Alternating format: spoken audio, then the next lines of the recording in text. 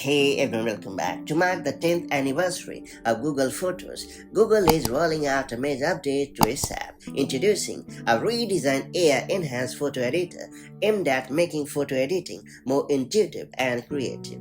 The new editor features tools like Reimagine and Auto Frame, alongside familiar options such as brightness and contrast adjustments. AI suggestions can now intelligently apply multiple effects at once for quick and polished edits. What's more, users can also tap on specific areas of a photo to receive targeted editing tips, making fine-tuning easier than ever.